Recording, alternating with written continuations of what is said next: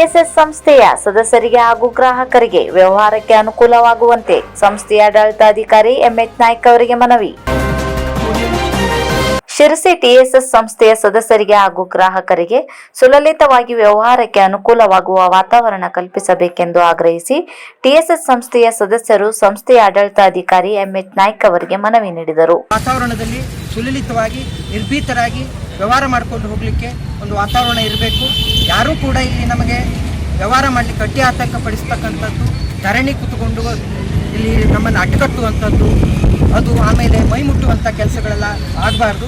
ದಯವಿಟ್ಟು ಎಲ್ಲ ರೀತಿಯಿಂದನೂ ಕೂಡ ಯಾವ ರೀತಿ ಶಾಂತವಾಗಿ ಹೇಗೆ ತಮ್ಮ ಕೆಲಸ ಕಾರ್ಯಗಳು ನಡೀತಾ ಇತ್ತು ಅದೇ ರೀತಿ ಮಾಡಿಕೊಡ್ಬೇಕು ಅಂತ ಹೇಳಿ ನಮ್ಮದು ಆಡಳಿತಾಧಿಕಾರಿಗಳಿಗೆ ಒಂದು ಮನವಿಯನ್ನು ಇಟ್ಕೊಂಡಿದ್ದೇವೆ. ಪತ್ರಕರ್ತರು ತಾವುಗಳೆಲ್ಲ ಆಗಮಿಸಿದ್ದೀರಿ. ಗಣಪತಿ ರಾಯ್ಸದ್ ಮತ್ತು ವಿನಾಯಕ್ ಭಟ್ರು ಇವರಿಬ್ಬರು ಕೂಡ ಅರ್ಜಿದಾರರು ನಮ್ಮ ಈ ಒಂದು ಚುನಾವಣೆ ಪುರಸ್ಕರಿಸಿ 24ರಂದು ನಮಗೆ ಉಪನಿಬಂಧಕರು ನ್ಯಾಯವನ್ನು ದೊರಕಿಸಿಕೊಟ್ಟಿದ್ದಾರೆ. ಆ ಕುರಿತಾಗೂ ಕೂಡ ನಮ್ಮ ರಾಯ್ಸದ್ರು ಒಂದೆರಡು ಮಾತನ್ನು ಹೇಳ್ತಾರೆ. ಸಂಸ್ಥೆಯ ಷೇರು ಸದಸ್ಯರಾಗಿ ಮತ್ತು ಆಡಳಿತ ಮಂಡಳಿಯ ನಿರ್ದೇಶಕನಾಗಿಯೂ ನಾನು ಹಿಂದಿನ ಅವಧಿಯಲ್ಲಿ ನಾನು ಕೆಲಸ ಮಾಡಿದ್ದೇನೆ. ದಿವಂಗತ ಕಡವೆಯವರ ಎಲ್ಲ ಆಶಯಗಳು ದಿವಂಗತ ಕಡವೆಯವರು ಏನು ಹೇಳಿದ್ದಾರೆ ಅದರಂತೆ ನಾವು ಚಾಚಿ ಸಂಸ್ಥೆ ನಡೆದಿದ್ದೀವಿ. ಇಲ್ಲಿ ಏನು ನಮ್ಮ ಮೇಲೆ ಅಥವಾ ಈಗಿನ ಆಡಳಿತ ಮಂಡಳಿಯವರು ಆಪಾದನೆ ಮಾಡೋದನ್ನು ಸುಳ್ಳು. ಅದನ್ನು ಆ ಹಂತದಲ್ಲಿ ನಮ್ಮ ಶಾಂತಾರಾಮ್ ಹೆಗಡೆಯವರು ಮತ್ತು ಕಡವೆಯವರ ಒಂದು ಮಾರ್ಗದರ್ಶನದಲ್ಲಿ ನಡೀತದೆ. ನಮ್ಮಷ್ಟಕ್ಕೆ ನಾವು ಮಾಡಿದಂಥ ಒಂದು ವ್ಯವಹಾರಗಳು ಯಾವುದೂ ಇಲ್ಲ. ಅಲ್ಲಿ ಈ ಇಲೆಕ್ಷನ್ ಟೈಮ್ನಲ್ಲಿ 6ನೇ ತಾರೀಕು ಇಲೆಕ್ಷನ್ ಶುರುವಾಯಿತು. 12ನೇ ತಾರೀಕಿಗೆ ಸ್ಕ್ರೂಟಿನಿ ಆರಂಭವಾದಾಗ ಅನರ್ಹ ಮತದಾರರಿಗೆ ಏನು ಇದೆ ಇಂಥವ್ರು ಅನರ್ಹರು ಮತ್ತು ಇವರಿಗೆ ನೀವು ಅವಕಾಶ ಕೊಡಬಾರ್ದು ಹೇಳುವಂಥ ತಕರಾರುಗಳನ್ನು ನಾವು ಸಲ್ಲಿಸ್ತೀವಿ. ಅದಕ್ಕೆ ನಮ್ಮ ಮಾನ್ಯ ಚುನಾವಣಾಧಿಕಾರಿಗಳು ನನಗೆ ಹಿಂಬರ ಕೊಟ್ಟರು. ನೀವು ಏನೇ ಹೇಳದಿದ್ದರೂ ಅನರ್ಹರನ್ನು ಮಾಡಲಿಕ್ಕೆ ನನಗೆ ಆಗೋದಿಲ್ಲ, ನೀವು ಅದನ್ನು ಸಕ್ಷಮ ಪ್ರಾಧಿಕಾರದಲ್ಲಿ ನೋಡ್ಕೊಳ್ಬೇಕು ಅಂತ ಹಿಂಬರ್ತೆ ನಾನು ಬಹುಶಃ ಸೆಪ್ಟೆಂಬರ್ದಲ್ಲಿ ನಾನು NDR ಕೌಂಟಲ್ಲಿ ದಾವೆಯನ್ನು ಹಾಕಿ ಬಹುಶಃ ಮೊನ್ನೆ 24ನೇ ತಾರೀಕಿಗೆ ಅದನ್ನು ಆದೇಶ ಮಾಡಿದ್ರು ಯಾರು DRO ಅವರು.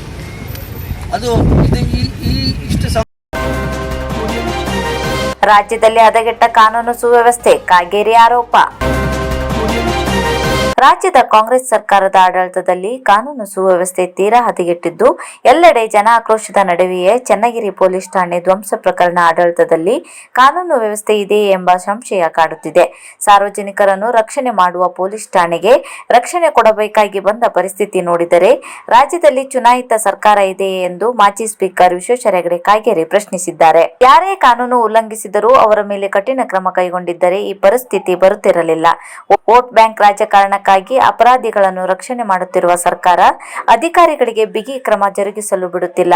ಅಲ್ಲದೆ ಗೃಹ ಸಚಿವ ಪರಮೇಶ್ವರ್ ಅವರಿಗೆ ಕೆಟ್ಟ ಹೆಸರು ತರುವ ಹುನ್ನಾರವೂ ಇರಬಹುದೇನೋ. ಈ ಘಟನೆಯನ್ನು ಗಂಭೀರವಾಗಿ ಪರಿಗಣಿಸಿ ಅಧಿಕಾರಿಗಳಿಗೆ ಸ್ವತಂತ್ರವಾಗಿ ಕಾರ್ಯನಿರ್ವಹಿಸಲು ಅನುವು ಮಾಡಿಕೊಟ್ಟು ಕಾನೂನು ವ್ಯವಸ್ಥೆ ಕಾಪಾಡಬೇಕೆಂದು ಕಾಗೇರಿ ಒತ್ತಾಯಿಸಿದ್ದಾರೆ. ಈಗ ನಿನ್ನೆನ ಬೆಳವಣಿಗೆಗಳನ್ನೆಲ್ಲನೂ ನಾವು ನೋಡಿದರೆ ಜನರ ಜೀವ ರಕ್ಷಣೆ ಮಾಡುವಂಥ ಪೊಲೀಸ್ ಇಲಾಖೆಗೆ ಗ್ಯಾರಂಟಿ ಇಲ್ಲ, ಅವರ ರಕ್ಷಣೆಗೆ ಇನ್ನು ಯಾರೋ ಬೇಕು ಅನ್ನುವಂತಹ ವಾತಾವರಣ ನಿರ್ಮಾಣ ಆಗ್ತಾ ಇದೆ. ಜನರ ಜೀವಕ್ಕೆ ರಕ್ಷಣೆ ಕೊಡೋದಕ್ಕಾಗ್ತಾ ಇಲ್ಲ. ಈಗ ಪೊಲೀಸ್ ಇಲಾಖೆಗೂ ರಕ್ಷಣೆ ಬೇಕಾದಂತಹ ದುಸ್ಥಿತಿ ನಮ್ಮ ರಾಜ್ಯದಲ್ಲಿ ಕಾನೂನು ಶಾಂತಿ ಸುವ್ಯವಸ್ಥೆ ಹದಗೆಟ್ಟಿರೋದಕ್ಕೆ ಉದಾಹರಣೆ ಇದೆ. ಈ ಸರ್ಕಾರ ಕೇವಲ ಓಲೈಕೆಯ ರಾಜಕಾರಣವನ್ನು ಮಾಡೋದರೊಳಗೆ ಮಗ್ನವಾಗಿದೆ, ತನ್ನ ಮತ ಬ್ಯಾಂಕನ್ನೇ ಭದ್ರಪಡಿಸ್ಕೊಳ್ಳೋದಕ್ಕೆ ಮಗ್ನವಾಗಿದೆಯೇ ಹೊರತು ಅಪರಾಧಿಗಳ ಮೇಲೆ, ತಪ್ಪಿಗಸ್ತರ ಮೇಲೆ ಕಠಿಣ ನಿರ್ಧಾರ ತೆಗೆದುಕೊಳ್ಳೋದಕ್ಕೆ ವಿಫಲ ಆಗ್ತಾ ಇದೆ. ಚನ್ನಗಿರಿಯಲ್ಲಿ ನಡೆದಂಥ ಘಟನೆಯೂ ಸಹ ಪೊಲೀಸ್ ಇಲಾಖೆಯ ಅಧಿಕಾರಿಗಳನ್ನು ಸಸ್ಪೆಂಡ್ ಮಾಡಿ ಅವರನ್ನು ನೈತಿಕವಾಗಿ ಅಧಿಕಾರಿ ವರ್ಗ ಕುಸಿದು ಹೋಗುವಂತೆ ಮಾಡಿದೆ. ಅವರು ಯಾವುದೇ ಅಪರಾಧಿಗಳನ್ನು ಹಿಡಿಯೋದಕ್ಕೆ ಮುಂದಾಗದೇ ಇರುವಂಥ ವಾತಾವರಣವನ್ನು ಕಾಂಗ್ರೆಸ್ ಸರ್ಕಾರ ಮಾಡ್ತಾ ಇರೋದನ್ನು ನೋಡಿದ್ದೀವಿ.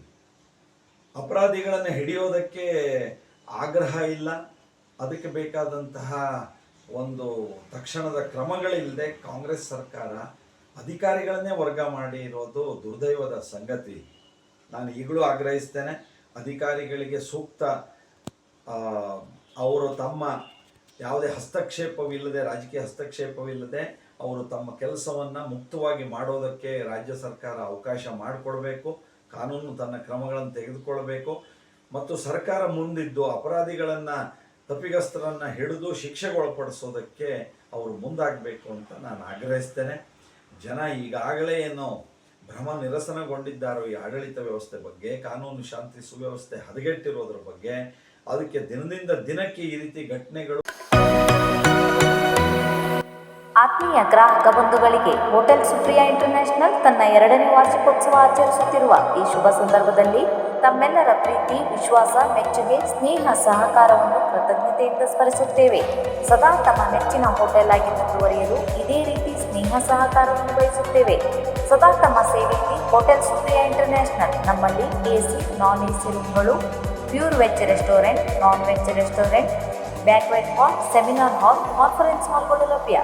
ಒಮ್ಮೆ ಭೇಟಿ ನೀಡಿ. Hotel Supriya international, college road, Sirsi.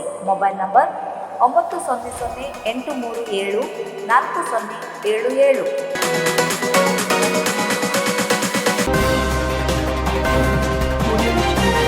ಓಸಿ matka ದಂಧೆಗೆ ಕಡಿವಾಣ ಹಾಕುವಂತೆ ಆಗ್ರಹ. ಕ್ರಮ ಕೈಗೊಳ್ಳದಿದ್ದರೆ ಜಿಲ್ಲಾಧಿಕಾರಿ ಕಚೇರಿಗೆ ಮುತ್ತಿಗೆ. ರೈತ ಸಂಘ ಎಚ್ಚರಿಕೆ.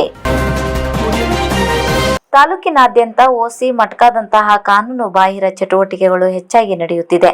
ಸಂಬಂಧಪಟ್ಟ ಇಲಾಖೆಯ ಕೆಲ ಅಧಿಕಾರಿಗಳು ಇದರಲ್ಲಿ ಶಾಮೀಲಾಗಿದ್ದು, ಜೂನ್ 12ರೊಳಗಾಗಿ ಅಂತಹ ಅಧಿಕಾರಿಗಳನ್ನು ವರ್ಗಾವಣೆ ಮಾಡದಿದ್ದರೆ ಜಿಲ್ಲಾ ರೈತ ಸಂಘದ ವತಿಯಿಂದ ಜಿಲ್ಲೆಯ ಎಲ್ಲಾ ರೈತರಿಂದ ಜಿಲ್ಲಾಧಿಕಾರಿಗಳ ಕಚೇರಿಗೆ ಮುತ್ತಿಗೆ ಹಾಕಲಾಗುವುದು ಎಂದು ರೈತ ಸಂಘದ ಜಿಲ್ಲಾ ಮಾಧ್ಯಮ ವಕ್ತಾರ ಇಲಿಯಾಸ್ ಸಾಬ್ ಹೇಳಿದರು.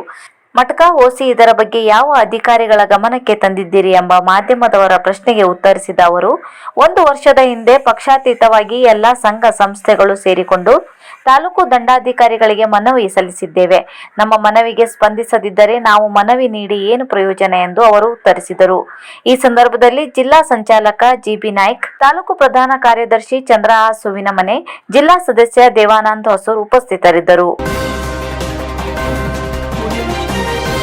ಸಾಹಿತ್ಯ ಚುಟುಕಾದರೂ ಅರ್ಥ ಪ್ರಕಾರ ಚುಟುಕು ಚೇತನ ಪ್ರಶಸ್ತಿ ಸ್ವೀಕರಿಸಿದ ರುದ್ರದೇವರ ಮಠದ ಶ್ರೀ ಮಲ್ಲಿಕಾರ್ಜುನ ಮಹಾಸ್ವಾಮಿ ಅಭಿಪ್ರಾಯ.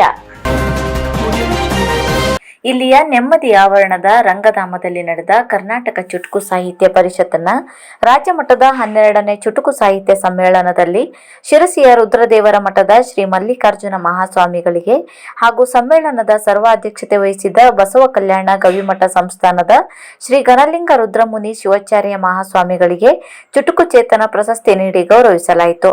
ಪ್ರಶಸ್ತಿ ಸ್ವೀಕರಿಸಿ ಮಾತನಾಡಿದ ಶ್ರೀ ಮಲ್ಲಿಕಾರ್ಜುನ ಮಹಾಸ್ವಾಮಿಗಳು, ಸಾವಿರಾರು ಪುಟದ ಗ್ರಂಥವನ್ನು ಒಂದೆರಡು ಸಾಲಿನಲ್ಲಿ ಚುಟುಕಾಗಿ ಹಾಗೂ ಸಾಹಿತ್ಯಾತ್ಮಕವಾಗಿ ಹೇಳುವ ಶಕ್ತಿ ಚುಟುಕಿನಲ್ಲಿದೆ. ಚುಟುಕು ಬರೆಯುವುದಕ್ಕೂ ನಿಖರವಾದ ಅಧ್ಯಯನ ಬೇಕು ಮತ್ತು ಭಾಷೆಯ ಅರಿವಿನ ಜೊತೆಗೆ ಶಬ್ದ ಭಂಡಾರವೇ ಬೇಕಾಗುತ್ತದೆ ಎಂದರು.